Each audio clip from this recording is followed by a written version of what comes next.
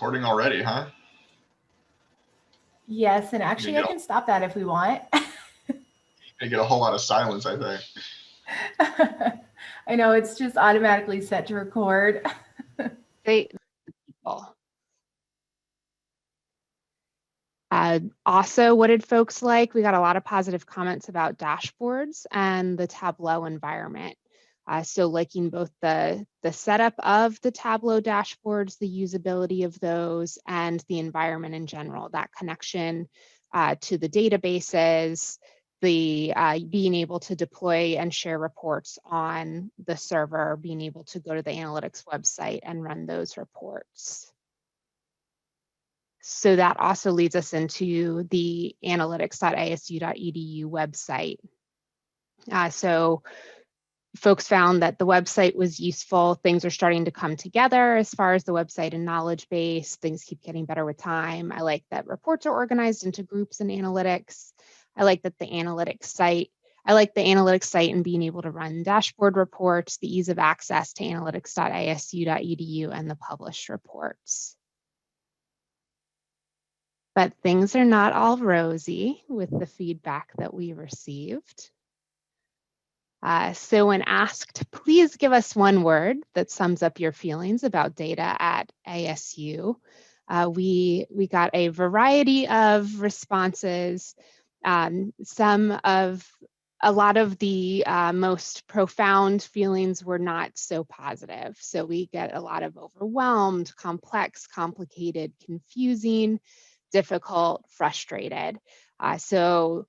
So this is one of the reasons why we're all here today, to see if we can work on some solutions to maybe make some of these words like love, good, helpful, high quality a little bigger in the future, and the overwhelming, confusing, complicated, complex a little smaller in the future.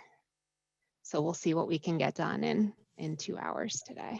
I like those shorter words than the really long ones. Too many syllables and overwhelming and complicated. Yes, yes. Good. Love. So some of you, while not necessarily positive or negative, we're looking toward the future. So feeling optimistic, seeing potential. And then others of you were Dixon. So that was really cool to see Dixon's name in there as the word folks think about as analytics. So now let's take some time and dig into some of those more easily quantifiable questions. So when we asked about kind of data in the data warehouse and what it's like working in that space, we saw that, oh man, this is annoying. It cuts off the legend. There we go. The areas that people are doing the best with, understanding existing data, adding data to your user databases, getting access to data, looking in the warehouse. Those are the highest, but they're still not very high, right? So there's definitely room for improvement across the board here. Adding data to the warehouse, probably not surprisingly, the biggest challenge that people are seeing. And then understanding the data and the reporting security model, which we definitely got lots of specific responses about as well.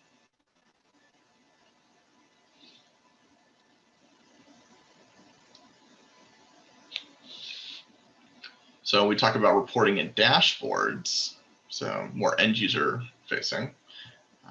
Understanding how your reports are being used and creating reports and dashboards were the highest. Creating reports and dashboards doesn't surprise me. Understanding how your reports are being used, that one came as a bit of a shock because there's been a lot of discussion recently about how we can actually improve that. Because right now there aren't a whole lot of mechanisms to see who's using your dashboards and in what ways. The areas that people struggle the most with, finding someone to develop the reports or dashboards that you need, right? A lot of departments, especially colleges, aren't really staffed with a team of data analysts to do this type of work. So they really are relying on central services such as UTO, and those are obviously very limited as well. And then finding reports or dashboards created by others and getting access to those were also pretty challenging. And hopefully we'll have at least one session on one of those today, because there's definitely some room for improvement there. So presenters respond to somewhat disagree or strongly disagree. So these are the negative responses, and this is specifically on reports and dashboards.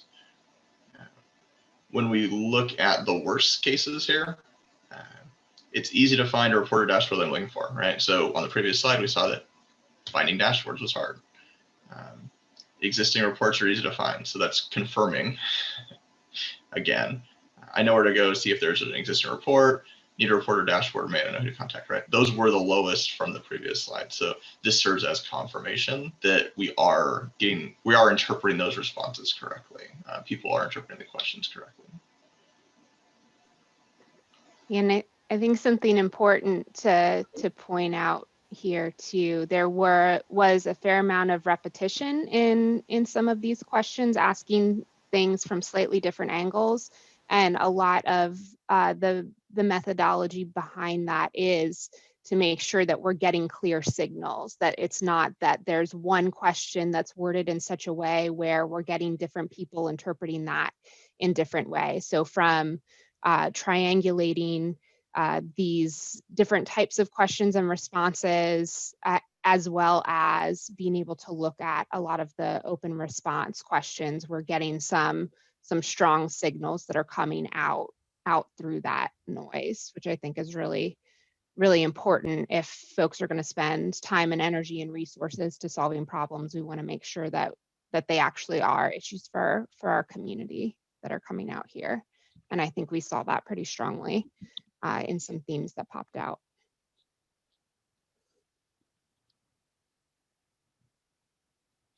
Okay, so we're going to look at those very negative responses with regards to UTO analytics communication. When reports and data aren't refreshed and kept in the loop. That is definitely a challenge. There's so many places that can fail. There's so many different mechanisms that have to be monitored, and most of that monitoring isn't really in place, much less communication about them afterwards, right? Warehouse tables not refreshing, we kind of get notifications about that. You might get a notification from to the Tableau server if your dashboard fails an extract, but that's about it. And that's only for the people who are really engaged. It's not for the end users. I can find what okay. Tools and training. No, back to communication. Sorry, Josh, wherever you want to go, you tell me. I just wanted to do the second to last one too. So I can find what I need to know about the analytics environment at analytics.asu.edu. So there is quite a bit of content on the site itself, and I think Dixon's probably largely responsible for what is there. But there's still a lot of difficulty that people are experiencing. And part of that might be there is so much content, we need a better way to navigate that. So, hopefully we'll have some sessions again on documentation and training and all that type of thing that might address this. All right. I thought that was interesting that we saw a lot of really positive comments about analytics.asu.edu, but then we also see a lot of, I don't know where to go to get information. It's hard to find information. It's hard for me to know what to do. So that tells me that there's a lot of potential in some of these sources that are doing some things really well today that could maybe be leveraged to do more things well in the future. And people do tend to like Slack. So that's confirmed again. All right. Now, tools and training. You might be seeing a pattern at this point. If I need to get a new analytics tool, I know where to go. I know where to get training for analytics tools, right? It's finding these things. It doesn't necessarily mean that what we have out there isn't effective, but if people can't find it, we've got some problems. And then, again, finding the right tools. So There's a lot of responses along the lines of there's so many tools, it's confusing. I don't know where to start. But I know, at least in my experience, I've always told UTO we don't have enough tools. It doesn't do what I need it to do. So it's how do we address the needs of such a wide variety of users so that everyone can get and find what they need. And I think that this is interesting, again, with some of the open-ended responses. Some of the ones that we didn't pull out, there were several that said, like, I love Alteryx. Alteryx is a great tool. I really like the variety of tools that are available.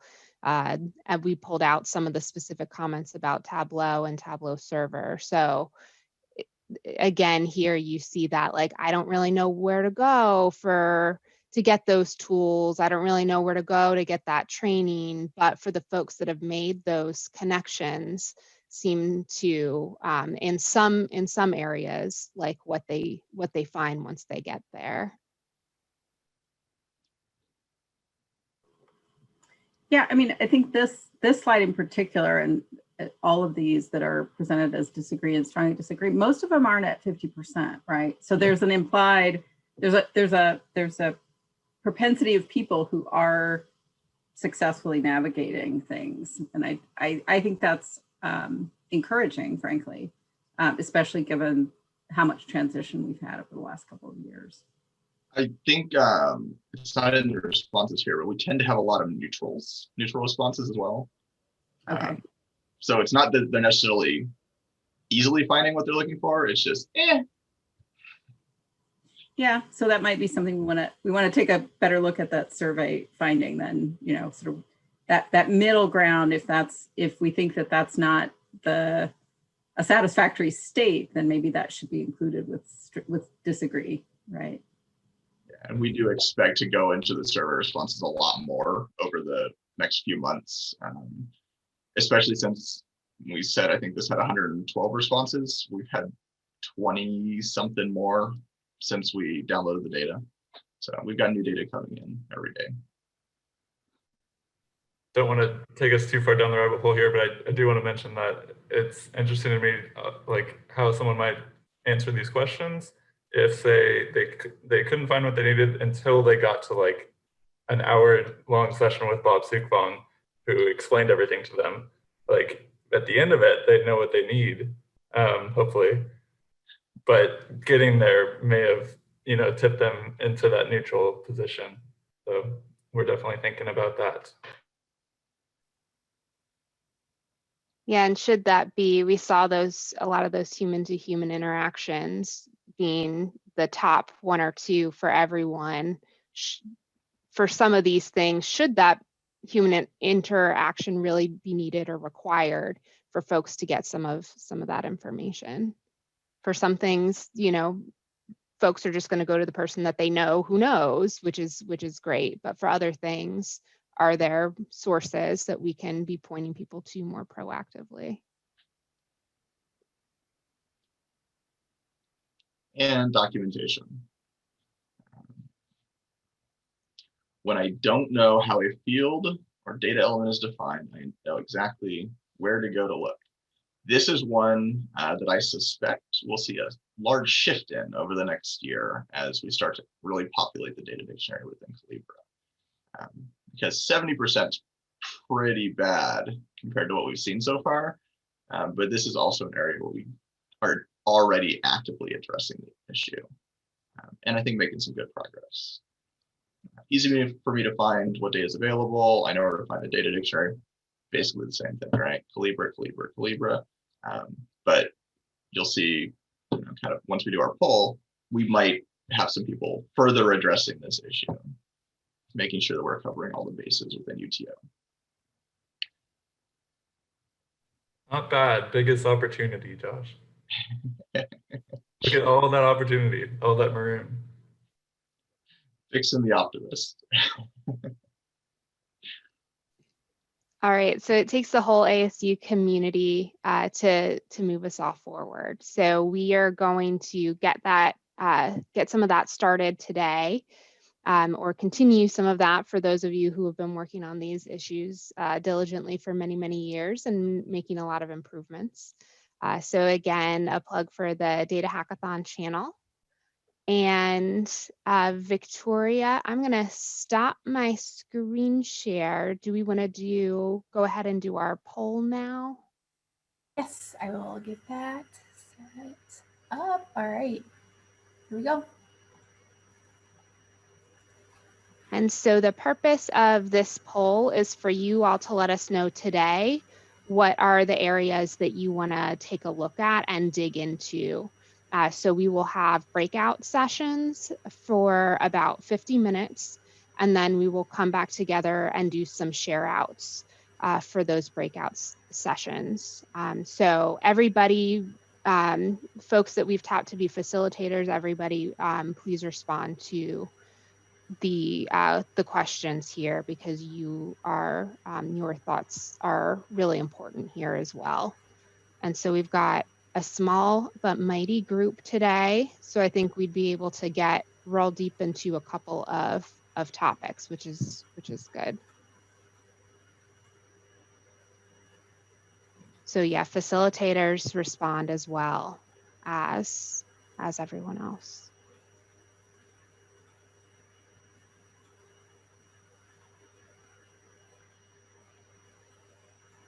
And then we will take the top 3 and we'll break out into 3 different groups and dig into some issues.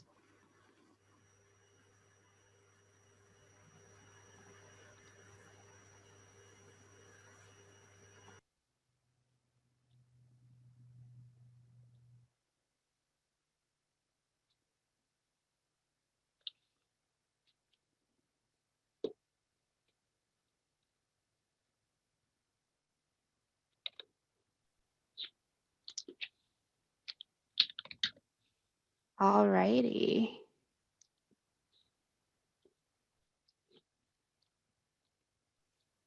So is everybody seeing our results? So we've got a lot of folks interested in making it easier to find and understand reports and dashboards, including analytics.asu.edu. We have some interest in My Reports use cases and future options.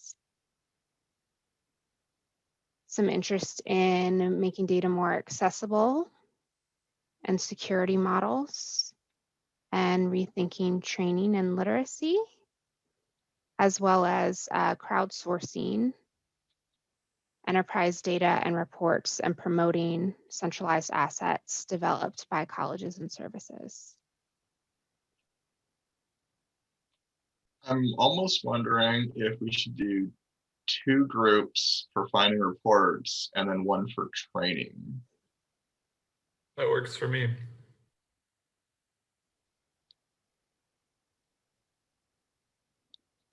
For anyone who's not aware, there's currently a session ongoing for replacing My Reports. I was going to say, I think we may want to launch that one as a post-data conference dialogue anyway. So It might make sense to say to the people who answered that one, kind of stay tuned and tap into that energy with a broader group. That's great. Let's do that. We did see in a lot of the text responses, there was a lot of My Reports. So we felt like in putting the topics out there, we could not ignore that right. That's fair. ethically. So, but I think it absolutely does make sense to move that My Reports, other options exploration to a post-data conference time. And as much as the security models and crowdsourcing are my favorites, the crowd doesn't agree with me. So let's do 2 for the finding reports, because I think that one's going to be very interesting. There's a lot of room for input there, and then training and tools. And I think that depending on who in those groups is interested in what some of that making data more accessible, and also kind of a process for crowdsourcing, promoting those could come up in those areas as well. All right, so I am going to share my screen again and go over some of the breakout materials.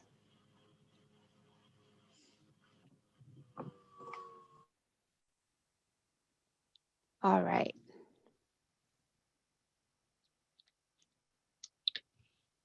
So there is a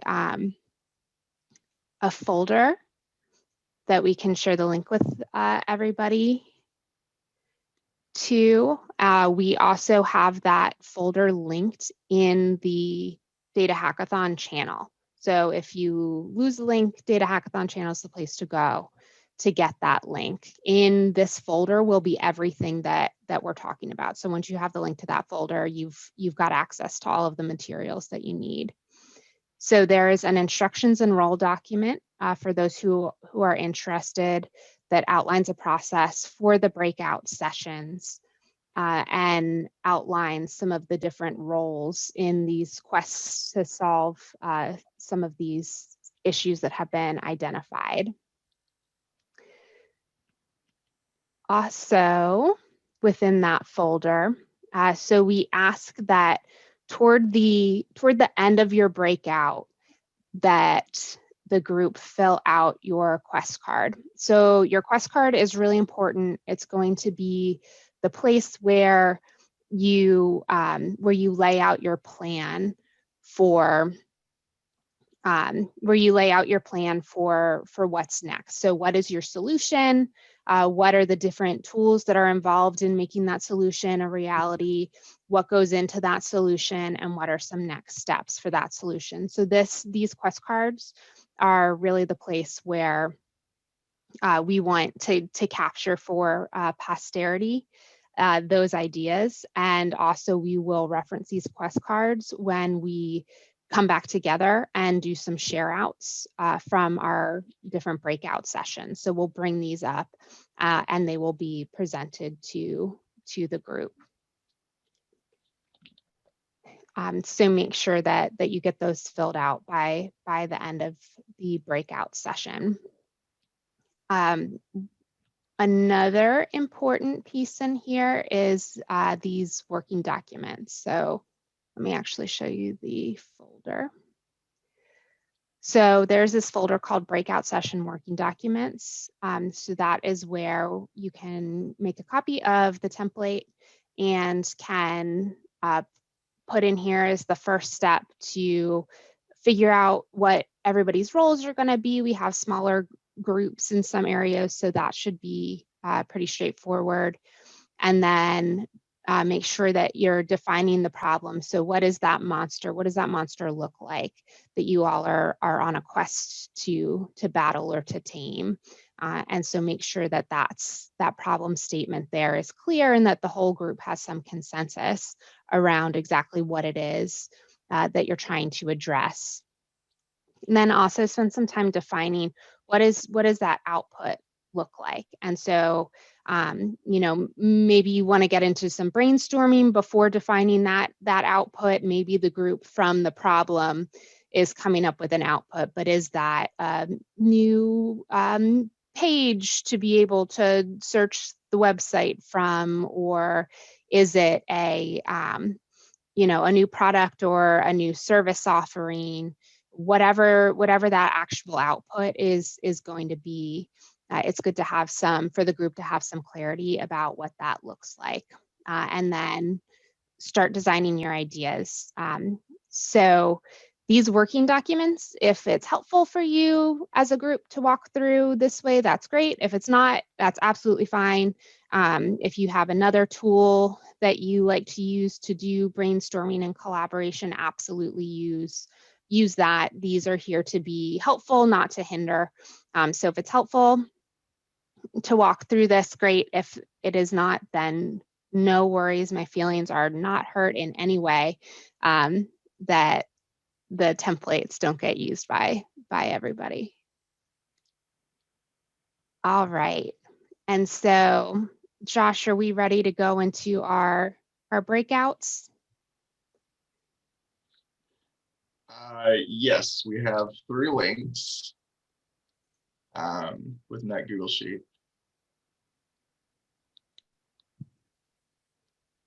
So in this Google Sheet that says Idea Hackathon Breakout Topics, that's available in that Google folder.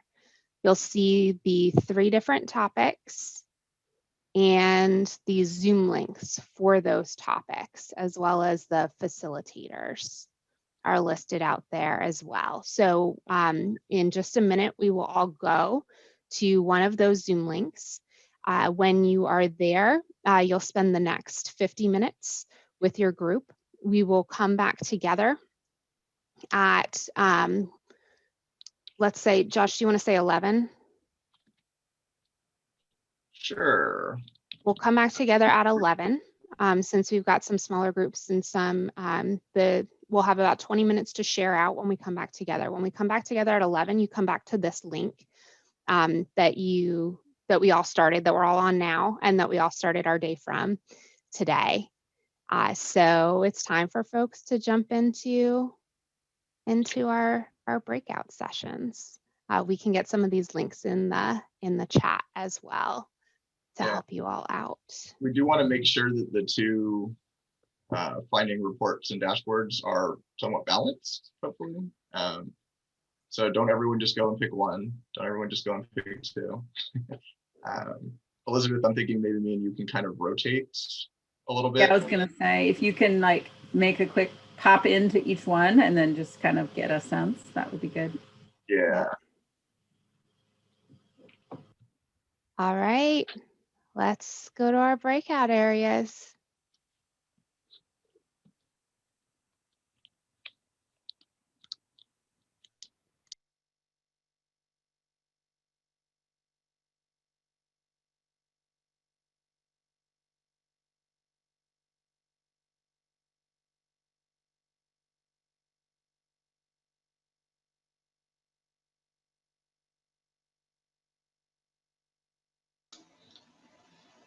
Hello. Victoria, did anyone show up while we were gone? Just about 1 or 2 people. Hope you didn't get too bored. Thanks for keeping us on track. Yeah, of course. And those reminders were awesome.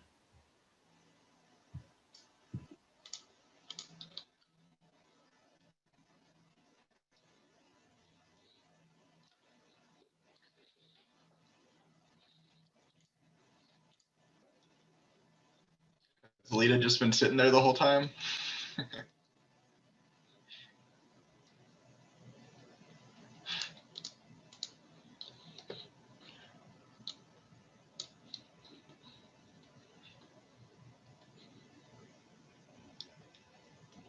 So we got 14 back. I think we should have 16.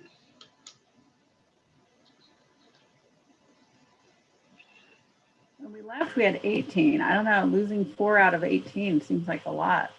No, 1 from our group had, 2 from our group had to leave early.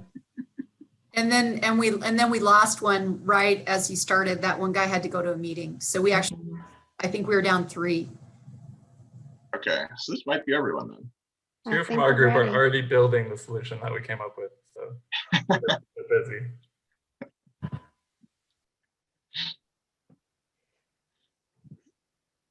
All right, who wants to go first? I vote you guys. We're gonna finish it strong, all right? Victoria, can you allow me to share? Our town crier is actually one of the people who left. So, no, Elizabeth, you got this, right? I think someone else should do ours.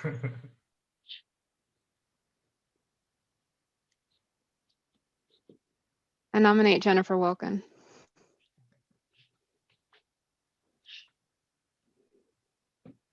I'm going to pass it to Mario. I think Mario. I like it. I hear from Jennifer all the time. I've never heard Mario talk. So. Exactly. Thank you. All right. Sometimes I like talking, so okay. Okay. So we are. Let me know, Regan. Our thing was the onboarding monster. We kind of all agreed that coming on board to ASU and understanding all of the data that exists here and how we use it and how we access it and how we jump through all the hoops to get to where we need to be to do our job most efficiently. So we came up with a few tools. Let me just go over the whole slide. Yes, please. Okay, so we got the analytics page, which chock full of help there. Data persona survey, existing KP articles, and then we also have one-on-one consultations or some of that an onboarding person could do, as well as like group staff trainings. I'm not sure if that's like UTO coming in to train like the whole team when needed. And then also Slack channels. There are a ton of Slack channels out there that help get at least people in the scope of other data masters, if you will, that can kind of help mentor them. So that's a huge win for onboarding. I like the Data Buddy mentorship program, or like assigning maybe, or I'm not sure how that would go, but yeah, having a mentor kind of help you along when you had questions when you start would be great. The ye old start button on the analytics homepage, and that's just adding a little bit more to the analytics page to kind of get someone started, to get them up and running as efficiently and as fast as possible, I think would probably be correct. And then a data or tools map. So imagine like an entire map, if you will, of ASU, and then you've got your data monster. Now that was me adding it. But just an entire list of map of data, and then how that interacts, so you know exactly what exists and what's out there. Watching Josh's face during that, he was smiling. So, but I would love like a little map of like, okay, you're a data starter. Now you can go up here to the wizard, and I don't know. You can throw whatever. Yeah, I'm a very visual person, so that resonates well. No. And then the last one, create a wireframe for role-based onboarding. So that way, if you know, like, okay, this is my specific role in ASU. I do this much. Okay, I need this little list of access requests, data models, what have you, and then have that for different roles around campus. So that was kind of our onboarding monster and how we wanted to kind of slay it. I'm kind of curious, Jennifer, has there ever been an attempt at a mentorship program in the data space before at ASU? Not that I know of, not formally. And I don't know, that was my suggestion. I don't know how formal I was thinking. I'm just thinking that there's probably more than just connecting with the people that can train that would be useful for people to understand, some kind of way of navigating that. I saw that, and it's kind of, I thought if anyone's tried to start that, it would have been you. So yeah, we've talked about it a lot, and I think just starting to understand who's working with data better and having some visibility around that will be the first big step. And it came out of a good conversation about how, like, yes, there are these consultations existing that can be leveraged, but then there's also a more specific, someone working in HR can only get so far with a UTO person.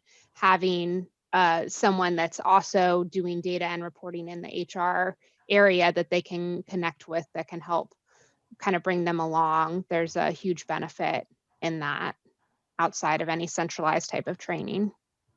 I do think that there is an ASU mentor network. So I don't know if you guys could connect with them and see, you know, if you could kind of join forces in that regard. Yeah, there are several. The CSW one is the one that I'm most familiar with, but I think that's a little bit different in that that's more broad, maybe. So broadly speaking, kind of how do I nurture myself as a professional? How do I grow? How do I find the right connections within ASU? I think what we were thinking was very data specific, right? That it would be trying to find match to the kind of work and maybe the level at which you're functioning, so that you can find a really clear path forward in terms of of the data work at ASU. I love that. When we get better at user analysis, just in UTO, we could definitely help facilitate that, maybe even programmatically. So thank you so much, Mario. That was a great summary. I'm kind of wishing we went first because it's going to look like we copied you a little bit.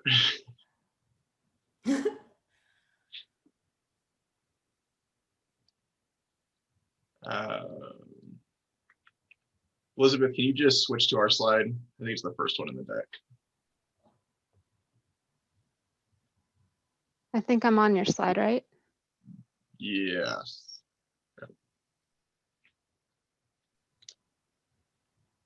All right, where's our town crier at? That would be me.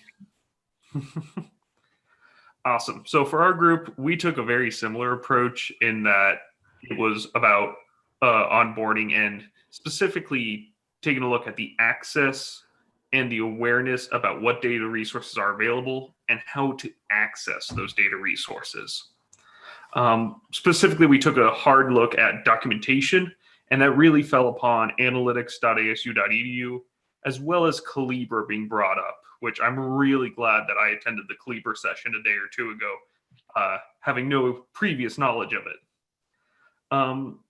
As we took a look at this, much like the other group, and figuring out how best to tackle this onboarding deficit that we seem to have in terms of data comprehension and knowledge, one of the first things that was brought up was improving analytics.asu's search capabilities. There were some of our group members that felt the search results might have been a little unapplicable, some that felt the searching was a little bit slower than they would have preferred. And we chalked that up more to a technical issue than procedures and policies, but nevertheless, a topic that was indeed brought up for future looking at. I will add on a little bit there. I put a link, or someone put, Jennifer, I think, put a link into the Slack channel we created, and I put a little visual there. There's a new search analytics that you can try out. We're definitely looking for feedback. It's probably going to become the main search, hopefully pretty soon. But then Christina in our group had also talked about how the RegTech team was working on adding more information about the reports, the report metadata into analytics to make it, to help improve the search, right? So it's not just a technical thing. There are some kind of policies and procedures that can be done by the content creators to help on the back end. Yes, thank you, Josh. And feel free to interrupt me if I do miss any specific points either.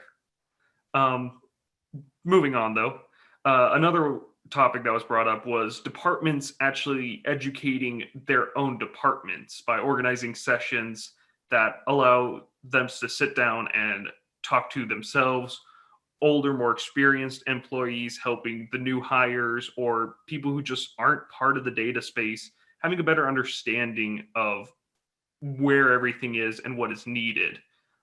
There's plenty of information across the ASU community, and sometimes it just boils down to needing to share that information just together. Going on to number 3, I forget which one this one is. Providing clear information of how to access it. We threw some ideas around. This is very similar to the kind of map idea to the other group, but looking specifically at what tools are there and what do they do, and having a clear defined either list, dictionary, matrix, some form of resource. Some of the more newer people to the data space feel there's just so many tools. How do we know which to use? And I know Josh brought up that some of the more experienced people say there aren't enough tools. So kind of combating that, it's just having documentation of what all the tools are and what they do for a clear, transparent idea. Number 4, providing information about what's available, tools and resources to do that. Kind of circles back to number 3 there of having a clear understanding across all the data space. And then finally, number 5, not only for new hires, but for new groups that haven't taken a step into analytics yet. I know I'm from Sundev Athletics, and the only reason we have a space in this conference right now is because of one-on-one with Dixon that we had to get us an analytics group. So seeing the use and the impact that these one-on-one sessions have, possibly having some type of data reporting orientation session. It was brought up, much like the HR has a new hire grouping that has to go through a class, possibly mentioning it there and having data analytics have a similar session, not necessarily required, but something people can pop into that's scheduled or RSVP'd in advance to learn more. And it was even brought up, perhaps it should be somewhat of a scheduled, like the one-on-ones, but per group. So if WP Carey wants some attention, they can go, hey, can we schedule a session? If Sundev Athletics wants a session, hey, can we get somebody down here just to talk to us about what analytics is, how can we apply it, and what tools can help us specifically as a group. And I think that's a good solid overview of what our group mentioned. Anything you want to add, Josh?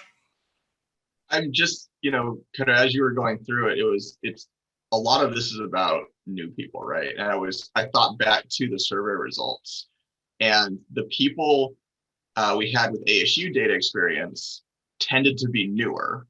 The people with lots of experience didn't have much ASU experience, right? So what I'm getting from this is we might have an issue with employee retention in the data space at ASU, just a little bit. And it might be because these things don't exist and people just get frustrated and leave. Could be worth looking at. I'm not sure if this is. See your data on that claim. But I think in our conversation, Josh, to your underlying point about it's not just about new people. Existing people who've been here a year or two, if they haven't found the resources, are still looking for them, right? So making sure that whatever we're connecting these resources, that whatever way we're surfacing them needs to be kind of across the board. I think Nancy had talked about just kind of reaching out to her college in general and seeing what kind of interest there would be in having some sort of a orientation session for ASU data and reports. I'm curious about the orientation sessions for the data itself, because our group has tried to think of how do we explain these tools, how do we guide people to the right solutions, and how do we do that? How do we record that and do it asynchronously? I'm curious if you guys talked at all about with data discoverability being tough. What if Jennifer Hornsby or someone, or Chris Smith from Registrar's office just said, here's like a 5-minute video of just the rundown of student data or something. Watch this. And you just do it a Zoom recording. It doesn't have to be fancy. Do you think people would want that? And do you think the data experts would do that? I'd watch it. Useful. Sorry about the chimes on my, yeah, I actually like that. The idea of a video is great because that's less time. I just have to go through it once and then say, here, watch this video. Yeah. So I love that idea. I think that serves kind of the same space as the ServiceNow knowledge base does, right? It's that pre-prepared materials that people can reference. It doesn't necessarily answer all their questions. It's not necessarily going to be tailored to their specific use cases, but it's a good starting point, right? If we can get even 50% of people's questions answered that way, there's immense value to it. Right. Maybe the value of the orientation session could be just to familiarize new employees or existing employees who just want more information about our data reporting resources. Maybe the orientation session could be just geared even toward helping point them in that right direction and familiarizing them with the tools and resources that we have. Maybe not deep diving into it, but saying, hey, we have all these videos out there that you can customize your own training for what you need. Yeah, and I think that pointing them in the right direction is a crucial part of this, right? Because we can create all these materials, but it came up, I think, early on in our session that there's not necessarily a good way to find all these materials, right? So maybe within analytics.isu.edu, there's like a start here page, and it gives you a breakdown of what resources are required and potentially even respond to some user inputs type of thing. Yeah, you know what I really like about that idea? It also takes away some of the fear. You know, sometimes people don't want to admit what they don't know, especially when it comes to understanding data and analytics.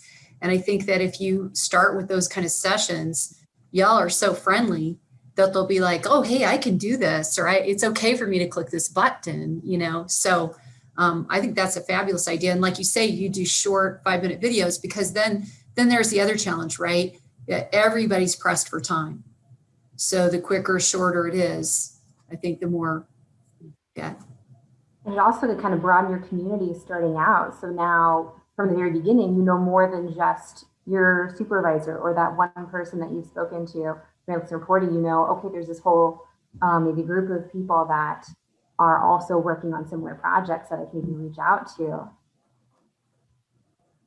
This is an awesome conversation, and I love that this is happening. And when Josh and I wanted to do this session, this is exactly the kind of connections and folks from across the university sharing ideas and collaborating that we're hoping we might be able to help facilitate. So definitely appreciate everyone's participation. We're right at 11:20, so want to let you all go on time, but please stay connected to us in the Slack channel. Or now that you have some friendly faces and now that we've all made connections, feel free to reach out privately through Slack, and we can continue to share ideas and hopefully help turn some of these awesome ideas into a reality. All right, thanks you guys. Thank you all so much. Thank you. Elizabeth, you're going to be presenting summary results from all this tomorrow? Yes, we will present some highlights to the data conference. Excellent. All right, thanks everyone. Thank you.